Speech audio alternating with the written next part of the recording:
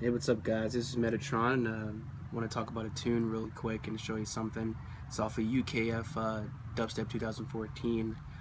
The artist is Grillz.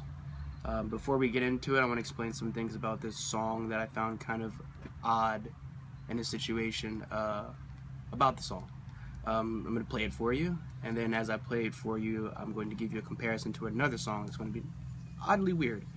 And then from there, I'll narrate it and let you guys know what's going on. So we're going to play the song. This Grillz will be first, and the second song, which would be my song, will be right after that. Okay? So let's go to that.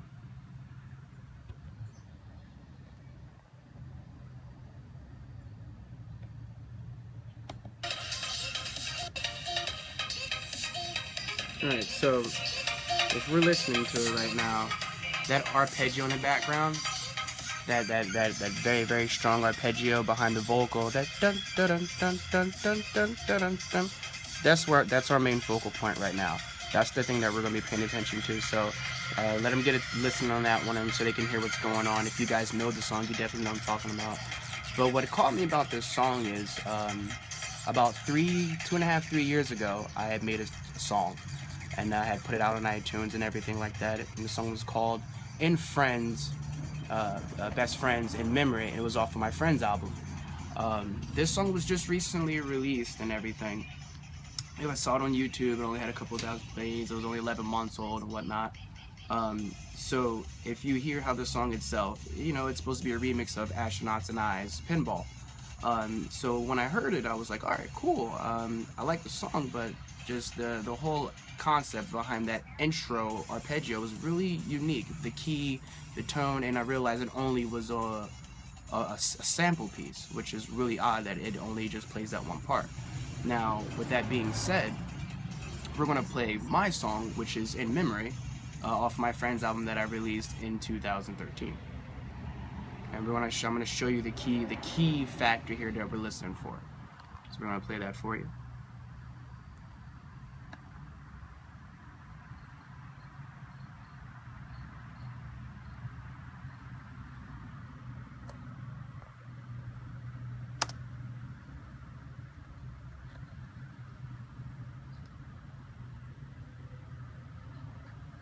It's not played.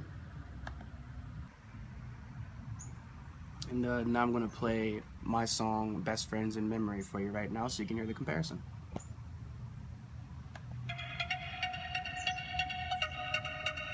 So we're listening to that right now. If we were to be listening to, you know, the Grillz remix, does that sound familiar? Yeah.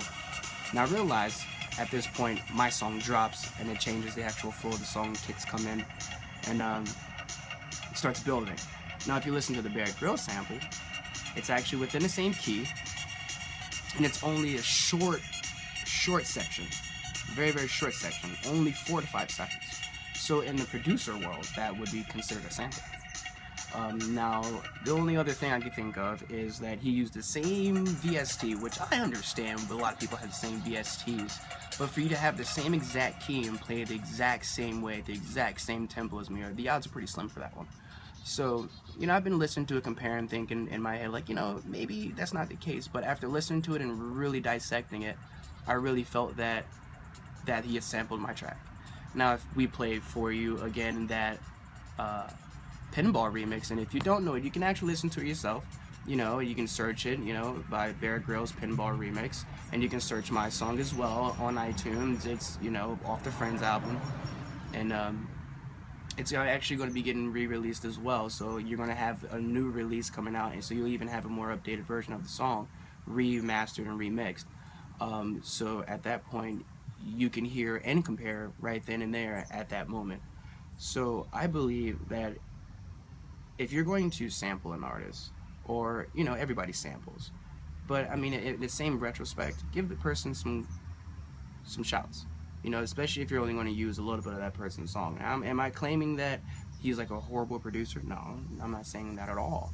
I'm just saying that if he had sampled my song, that'd be great that you gave me my credit, because that's what this is about. If I had remixed one of his songs, I'm not going to claim it as my own. If I sample one of his songs, I'm not going to claim it as my own.